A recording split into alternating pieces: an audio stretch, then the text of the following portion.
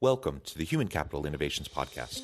We're your source for personal, professional, and organizational growth and development, where we share original research, explore industry trends, and interview executives and thought leaders from across the globe. We hope you join us often for practitioner-oriented content around all things related to leadership, HR, talent management, organizational development, and change management. Maximize your personal and organizational potential with Human Capital Innovations Podcast.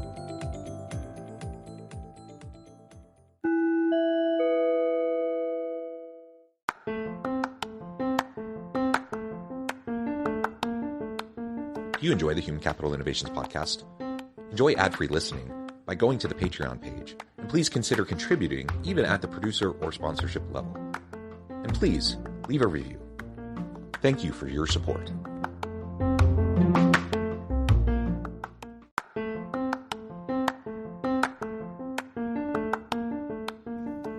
Welcome to the Human Capital Innovations Podcast. In this HCI Podcast episode, I talk with Guillaume Wiatr about considerations for the future of business, society, and the planet.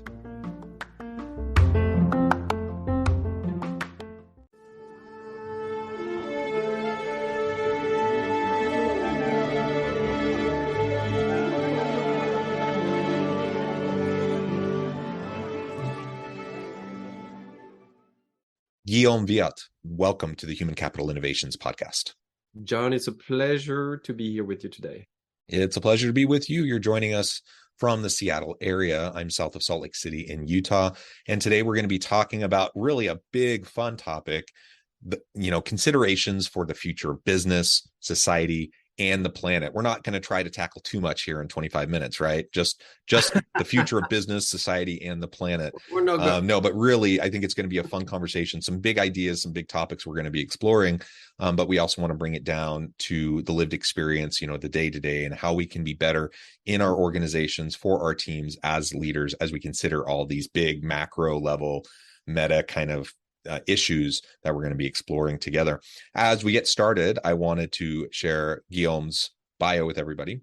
Guillaume Wiatr is the author of Strategic Narrative, a simple method that business leaders can use to help everyone understand their businesses, get behind it, and believe in it. In his company, Meta Helm, he guides CEOs, founders, and business owners of transformative companies to align teams and accelerate innovation adoption. A wonderful, wonderful background that you have. I appreciate you taking the time to share your expertise and your experiences with me and my audience, and to talk a little bit about your book and to explore this really important topic. Anything else you would like to share with the audience by way of your background, personal context, before we dive on in further? Yeah, I think what brings us together for this conversation, John, today is the innovation piece, I think, of your podcast. It's really a topic that I've been fortunately exposed to since I was a kid. I come from a family of entrepreneurs, and innovation was always top of mind, always in our conversation, and always something I've worked on with all my heart and soul. And I think that more than before, we need innovations that are meaningful to people, that are meaningful to communities and to the world. So the work that I do, I want people to understand, is really, really focused on future stuff. I work with inventors, big thinkers, people who want to eradicate diseases, really big, hairy goals. And so I want people to keep that in mind. I also work with commodity businesses too, but my background is more about that. Yeah, that's fantastic. And yeah, future stuff. I like how you put that. You're a futurist, innovation, and of course, we don't have a crystal ball. We don't know what's necessarily coming down the pipeline, but we have some signals and we know trends, and we can look and kind of project out. And, we never know exactly what the next disruption is going to be, but we can try to prepare the best we can by just keeping a futures thinking mindset around how we approach things. And so I think that's a fantastic background, and innovation is keenly, important right now as we move into the future of work. Let's start by just briefly talking a little bit about your book, Strategic Narrative. Give us a little bit of a background to that. Why this book? Why now? Why you decided to write this? And then we can start to get into, these considerations for the future of business, society, and the planet. Well, this book is, first of all, it's a short book, and before I started putting pen to paper, I thought, what kind of book would I need to read? What book would I enjoy reading? And I thought, so I'm going to talk about the format first. It's pretty tactical here. I thought, let's write a kid's book. I read countless amount of management books every year, and they're very long, and you have to really be motivated to read them sometimes. But I wanted to write something that people can actually read in 13 minutes. I read it on YouTube for people in 13 minutes. And one of the myths that I wanted to discuss is the difference between stories and narrative. I think in our business community, we're now used to word both terms kind of interchangeably. I'm sure you'll recognize that you have probably said at some point, hey, I want to tell my story. We have to have our story straight. Our narrative needs to be clearer. There is actually a difference between those two concepts, and that's what my book is about. Narratives as system of stories, as systems that bring in people in a more emotional way.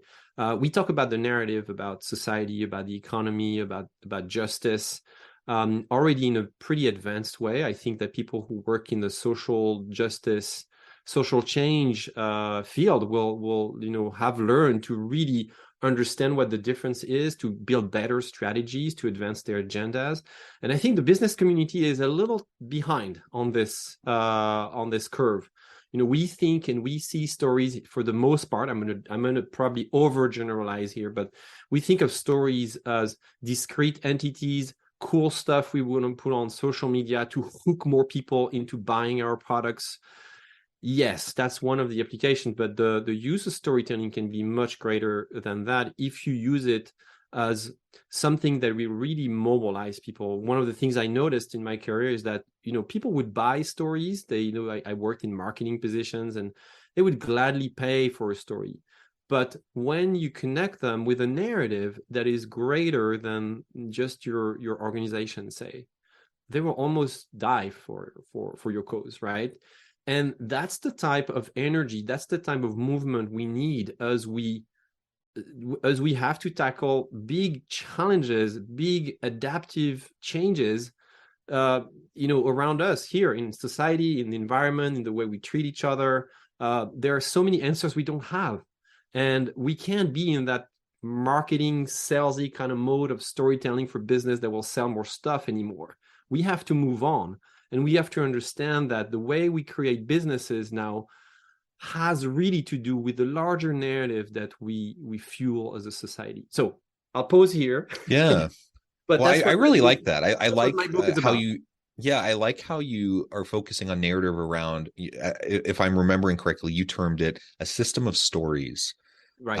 And so rather than one-off individual little stories that we're trying to tell, you're weaving together this tapestry of stories into this systematic narrative to promote an overall, vision, mission, purpose, some sort of a change in the organization and society as a whole. I really, really like that. I think generally speaking, we need to learn how to think more in terms of systems than in terms of these one-off, short-term kind of immediate kind of activities. We often perform in terms of discrete activities, and we don't integrate them into larger, long-term sustainable strategies, right? Yeah, that's right. And that's what you're describing here, John, is very relevant to people who innovate. Most people think that innovation is coming up with a great idea, a new concept, great product, and that's basically it. Add a layer of marketing on top of it, and it's going to work, right? I think it's a lot more complex than this. There's an important nuance here. Innovation to me is invention plus adoption. And what most people miss is the adoption piece, right? And what I started seeing many years ago is the difficulty we were running up against to really trigger adoption. So the book that I put together this year is really written for the people who know that they have something amazing, that they know that they have something incredible to offer to their market, but just don't understand why is it that the market is not going to adopt it faster, right? if let's take an example here. Let's say I came up with a new brilliant source of renewable energy. Why is it that it's going to take years and years for people to adopt it? So it's because we run up against underlying narratives that take time to understand, to change, to really listen to, and to really integrate in the way we even design new products and new services. So this is really about this problematic here of adoption and alignment of causes and people. And so I publish on a frequent basis 2 to 3 times a week on my newsletter. And last night I wrote a short piece about the fact that it's like sailing. When you sail, if you race with a boat, you can have the best boat, the best team, but really what will probably make you win is your understanding of the underlying conditions, the current. I'm a sailor, and I used to sail here in the Seattle area. And in the Seattle area on the Puget Sound, if you don't know the current, you can have the best boat. You're never going to win. And so in innovation, the game is very similar.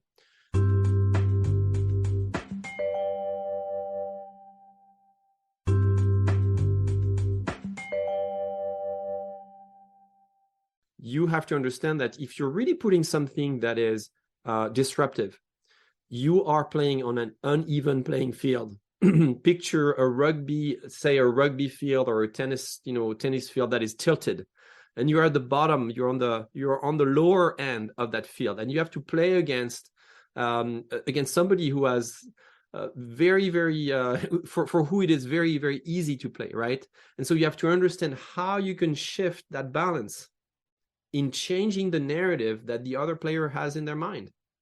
That's really what this approach is about. So the following question is, how do we do this? Because these are the grand concepts, the philosophy, but how do we do this? And I laid out, I'm proposing a framework with 4 different pieces that go beyond just simple marketing. It actually integrates leadership as well. I feel like really to change narrative, you have to have visionary leadership as a practice in place. Yeah. Let's dig into that. What are those 4 core elements that help us to bring this kind of from these abstract philosophies and ideas down into the day-to-day practical application? So the first thing to consider is what I call visionary leadership. It's really your ability to not only shape a vision, but also nourish it and live through it. Great leaders that build narrative power start with a vision that they can shape, that they can really fuel over and over. And that takes a lot of personal strength, because if you're really about something that is innovative, you will probably feel a little bit like an anomaly. You will hear pushbacks. It's going to be hard to get people on your side. And that's where the best marketing can do a lot, but can't replace your guts and can't replace your courage and can't replace the human element of innovation. I'm sure that will ring a bell with you, John. But that's the first area here. Yeah, that's fantastic. Absolutely agree. And so if I'm a listener and I'm not really familiar with the innovation space, and I'm thinking, okay, how do I actually put that into practice today? Any ideas or tips on how I could start to do that right now? Vision comes from the inside. You have to start journaling and documenting your journey. Most inventors, once they've released their first minimally viable product, forgot about why they even started with this in the first place, or they have a way to say it that is not very compelling. That is a little bit fuzzy, because they're so focused on the future that they don't have a chance to look at the past. So document your journey. Where does this vision come from? What are the defining moments that you went through, and why did it matter to you? Therefore, why does it matter to people? You can have the greatest vision that makes you excited, but if it doesn't make anyone else excited, then it's worthless. So it's really a work of introspection, of journaling, of really exploring your interior world. I'll leave it at that for now. Yeah. And that's something we talk about a lot on this podcast for a lot of different topics, introspection, journaling, critical self-analysis. Like that is hugely important to just personal growth, leadership development, our capacity to better understand ourselves and others around us so we can have more influence and so that we can empower those around us on our teams, etc. But it definitely applies to innovation. Let's document the process. Let's journal. Let's go through that introspective process and to build a habit of it. And the great innovators, like you said, people who are able to, have a good idea, but also, go towards implementation and adoption of that idea. Those great innovators, those are ones that are continually pushing themselves, challenging themselves, and having some sort of mechanism to go through that introspective process. I love the word mechanism. I see visionary leadership not as a trait, not as an attribute of someone, but as a process and a practice. Therefore, you can learn it, you can apply it, and you can get better at it. Yeah, awesome. All right. Second 2 through 4. 2 through 4 is meaningful marketing. And people tell me, well, I'm not a marketer. What do you mean marketing? Like what is that? They look at me like, yes, you are a marketer. Depending on which definition you have of marketing. To me, marketing is the art of helping your business find its calling. So again, there is the idea of a process here, of a journey. What is marketing? It's bringing an idea to a market, a group of people, whether it's a community, an industry, and so on, and really tying to where is it that these people are ready to go? Where do you want to take them? And that's way beyond your company. I see so many entrepreneurs focus on marketing as this really narrow-minded activity of just pushing stuff about their product and services all the time. That's not marketing. That's spam. Marketing is really about aligning the purpose of your company with the purpose of your market. So first of all, you have to take the time to understand what is it that the market is interested in doing, right? What is it that the market is ready to accept? So narrative powers will develop when your company's purpose is also aligned to your market's purpose. So very practically speaking, what does it look like? If you don't spend a little bit of time every day, personally, even if you're the CEO of a large corporation, even if you think, I got people doing this for me. No, you need to do it yourself. You need to be at least leading the process to really understand what the market is about and where is it that you want to have impact. I see more and more also one other characteristic of this practice is the transparency piece. In the future, we're going to have to be way more transparent about the product that we put together, the way we develop them. And the latest example of that, it was this week, I think earlier this week, the French ski manufacturer, Rossignol, it's pretty well-known brand here in the US, came up this year with the very first recyclable skis. So first of all, I learned that skis were not recyclable before, but they came up with a brilliant idea to make a recyclable ski. And now they're saying, well, we just released the composition of that ski. We're giving you all the specs for free. It's not patented. And please, competitors, feel free to copy us because we want society, we want everyone to focus on building a circular economy. So that is leadership right there in marketing. So that is meaningful. That's my definition of meaningful marketing right there with an example. So do that. Tesla did it. I love that. And, people are thinking, well, why in the world would you give up your competitive advantage by sharing that information? And I think it's just a reframing of what matters most, right? It is actually your competitive advantage to give up your competitive advantage. It still is. I think in the future it will become more of the norm. Yeah, and it's a mindset shift towards more of an ongoing, long-term, sustainable approach to your competitive advantage and your organization's success, rather than the short-term, quarterly earnings report and et cetera, et cetera. And transaction, yeah. So very practically, ask yourself this question as you're listening to this podcast. What are you willing to give up if you're so serious about the impact and the purpose you say you're having? Yeah, that's it. Yeah, I mean, excellent. one of the many questions I could talk all day long about this. But that's one of the key ones.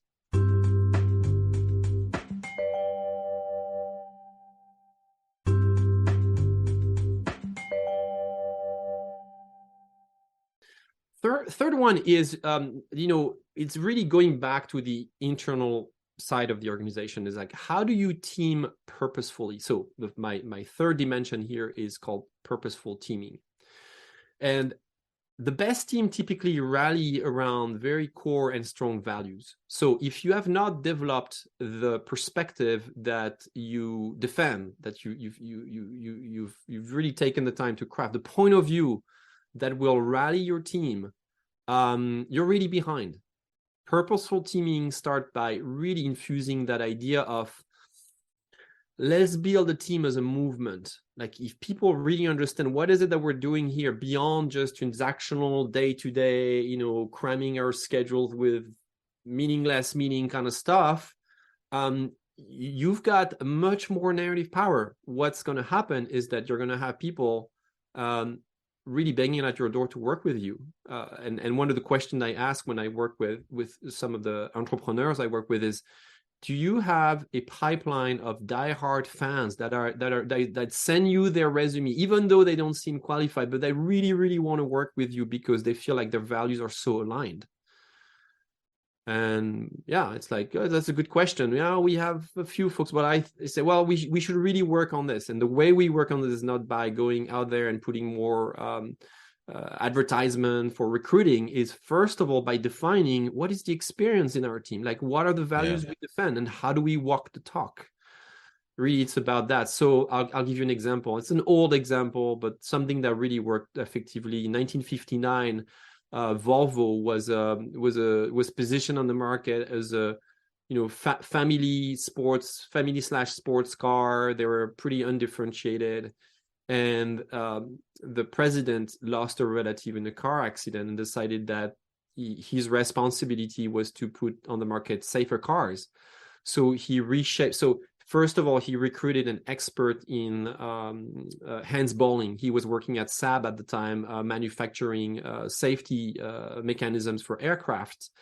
And he recruited or poached him. I don't know the details, and then reshaped the entire team around core values on engineering. And they are diehard engineers, ready to weather the pushbacks of the market and the time that it takes to adopt the 3-point seatbelt invention, and really, really build a very strong team of engineers. And today, I mean, the lasting effect of the decisions are still here. 60 years later, Volvo is still known for this reputation of safety. So these are some of the examples. So start today. What is the purpose that you're instilling in your team? And if you feel like some people don't align with that purpose, well, you've got to make maybe, they've got to move on, or you have to move on, but you have to make some tough decisions here. Yeah. Excellent.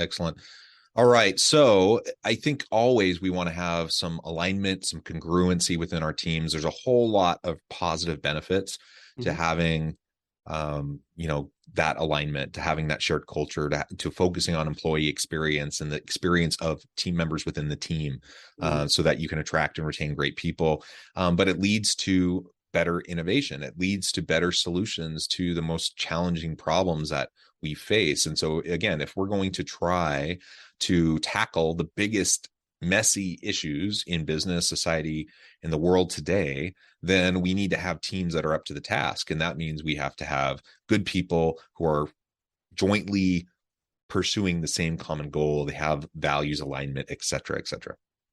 Yeah, exactly. Well said, well reframed. I mean, in my intro, you asked me to talk about the context and the background of my book. Really, I forgot to mention something, which is, this is really for companies who have a transformative agenda. And transformation is tough. If you are seeking transformation in your market, in your industry, in your community, or even at the individual level with your customer or a consumer, however you want to call them, you have to have the right team behind it. So many companies say, yeah, we are going to transform this, but they don't have the right people behind. They don't have the right mindset behind. So that's really what this 3rd out of 4 dimension is about. So good. Yeah, let's go to number 4. So Number 4 is like, okay, all of that. So I'll mimic a conversation that I have sometime with people. They go, "Hey, Guillaume, very good. I love it. Yes, inspiring. But hey, we sell products here." I'm like, "Yes, that's my 4th one." Authentic selling. Authentic selling is the key here. If you've done the 3 first step right, you should now be at a point where you've realigned who you are as a leader, your connection with the market and your team. So you should be in a position to lie less about your product.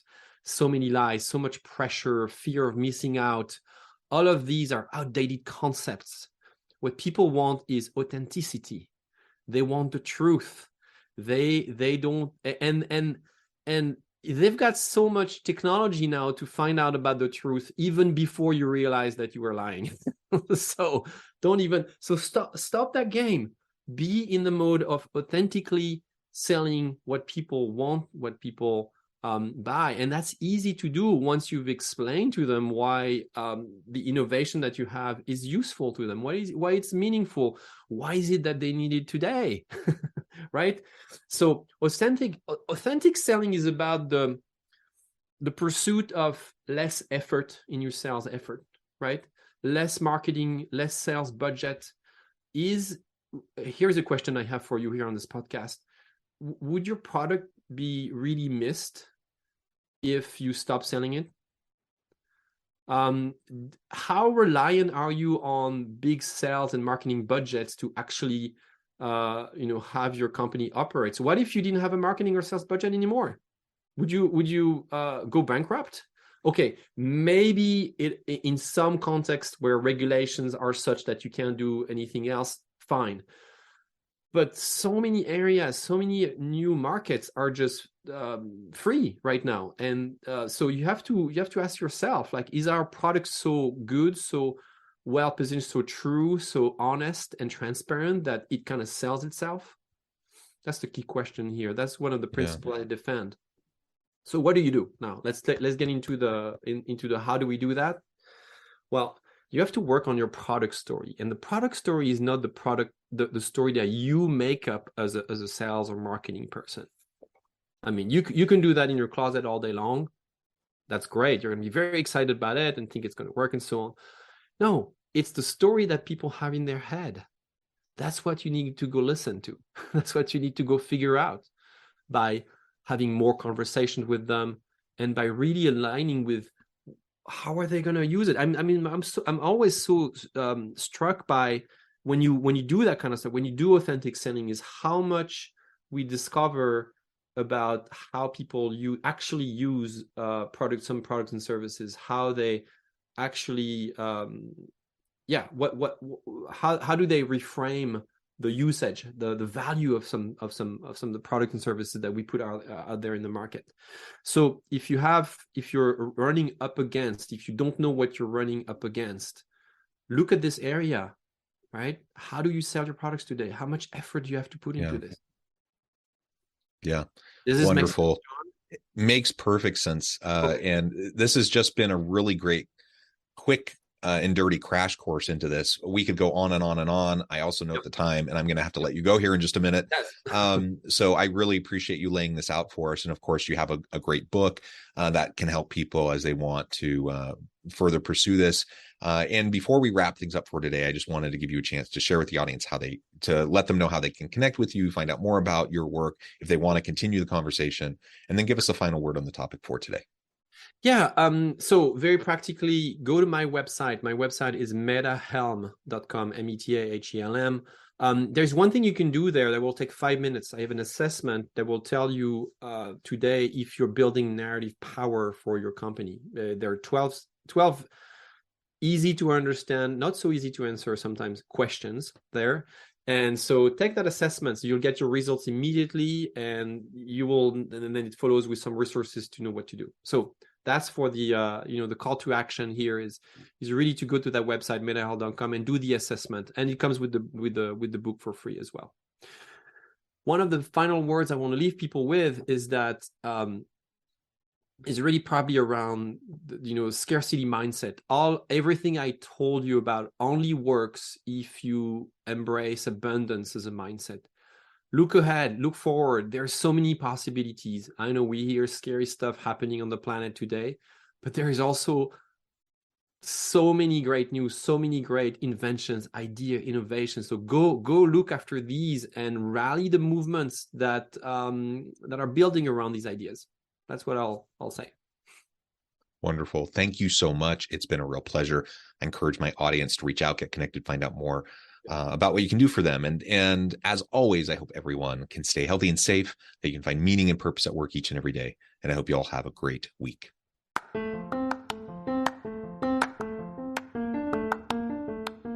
you enjoy the Human Capital Innovations podcast? Enjoy ad-free listening by going to the Patreon page, and please consider contributing even at the producer or sponsorship level. And please leave a review. Thank you for your support.